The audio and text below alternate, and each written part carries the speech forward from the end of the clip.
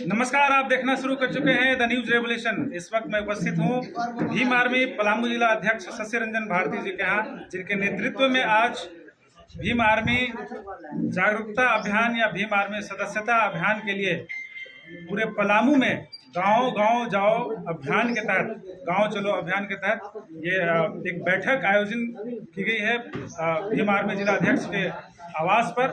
और आज इस बैठक के जरिए क्या क्या निर्णय लिए गए और कैसे इस योजना को गांव-गांव तक पहुंचाई जाएगी, इस विचारधारा को गांव-गांव तक पहुंचाई जाएगी, उसके लिए मैं बात करूंगा।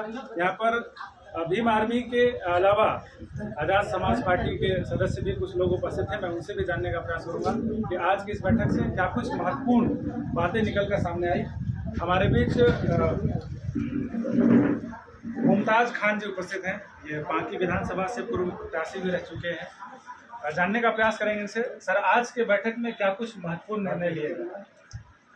आज के बैठक में महत्वपूर्ण निर्णय ये है कि जो हमारे चीफ भीम आर्मी के एडवोकेट चंद्रशेखर साहब का जो आदेश है कि बरसे के गांव चलो अभियान के तहत राय विचार करने की बैठक थी और इसमें निर्णय लिया गया कि गांव जाएंगे और गांव में जाकर के लोगों को जागरूक करेंगे और जागरूक करेंगे जो विद्वान है, बाबा साहब भीमराव अम्बेडकर का जो सिद्धांत है और संत शिरोमणि रविदास का है, गौतम बुद्ध का है, फातिमा शेख का है, जो अच्छे कार्य किए हैं लोग समाज के लिए, उनकी बात को वहाँ बताना है और लोगों को जोड़ना है।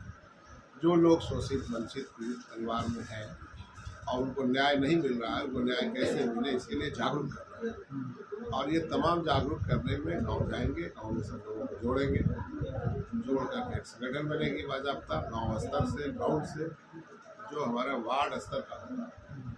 और फिर उसी तरह से हम लोग इस पूरे राष्ट्र स्तर पर तहरीक अभियान चल रहा है।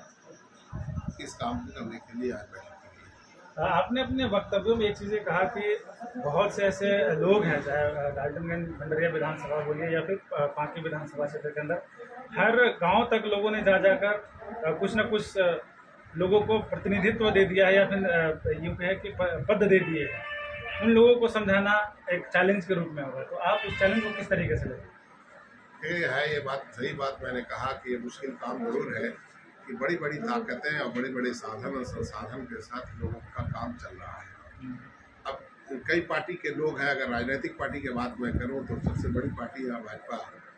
गांव में ग्राउंड में कमेटी में सभी लोगों को जोड़ दिया है, लेकिन गांव के लोगों को, बहुत लोगों को ये भी पता नहीं है कि हम कमेटी में जुड़े हैं, मेरा क्या मतलब है। वो सिर्फ एक जोड़ करके लोगों को अपने समूह में और इतने लोग हमारे सदस्य बने हैं ये दिखाना है। यही चीज़ दीगर पार्टी के लोग भी कर रहे हैं, कांग्रेस पार्टी भी कर रहे हैं, तो उसी को जा करके सदस्य बना देते हैं जो लोग पहले से भाजपा में बने हुए हैं। अब वो भाजपा से रिजाइन किया कि नहीं किया, उसके बाद सदस्य कहीं और बन गया। ये जेएमएम में भी देख रहे हैं कि वही हो रही है, कांग्रेस पार्टी के सदस्य हैं और जेएमएम में भी बन जा रहे हैं।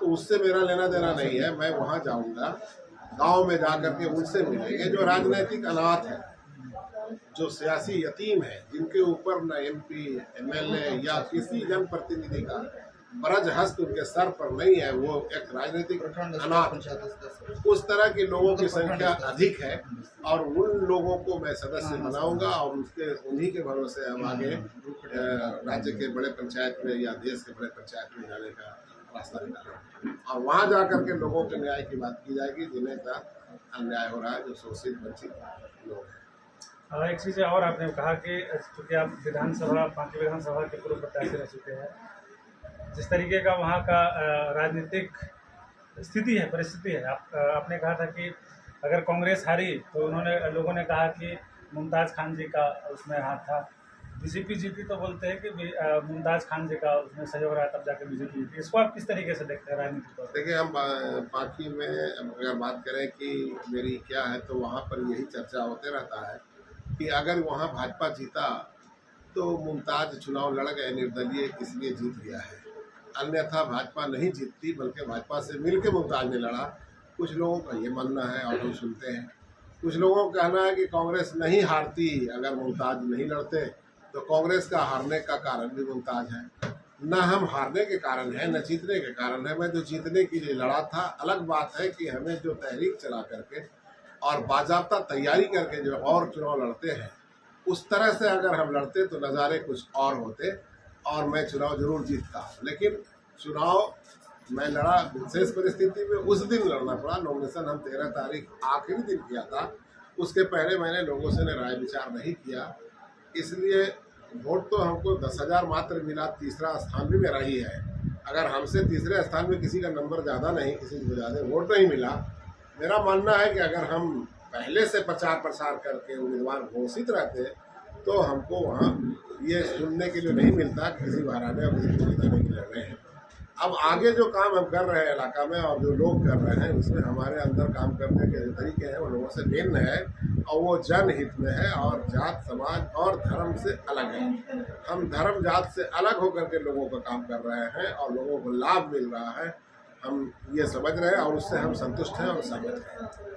भीम आर्मी के जितने भी युवा कार्यकर्ता हैं उनको आप गांव-गांव तक जाने के लिए क्या संदेश देंगे? भीम आर्मी के लोगों को मैंने कहा है कि आप नए हैं, अनुभव का जरूर अभाव होगा। अनुभवी आदमी का आप अनुभव ग्रहण करें और उनसे संपर्क करें और उनके साथ मिल करके अच्छे चीज़ को अच्छे तरीके से साधन विहीन है बावजूद इसके आप मेहनत ईमानदारी से मिलजुल करके करें, सभी साथी आपस में समन्वय बना के करें तो ये बड़ी मुश्किल काम बड़ा आसान हो सकता है। कोई मुश्किल काम मुश्किल नहीं, आसान है जब इच्छा शक्ति दृढ़ शक्ति जिसके अंदर है। तो ये बात मैंने कहा है लोगों को और आगे भी कहते रहेंगे।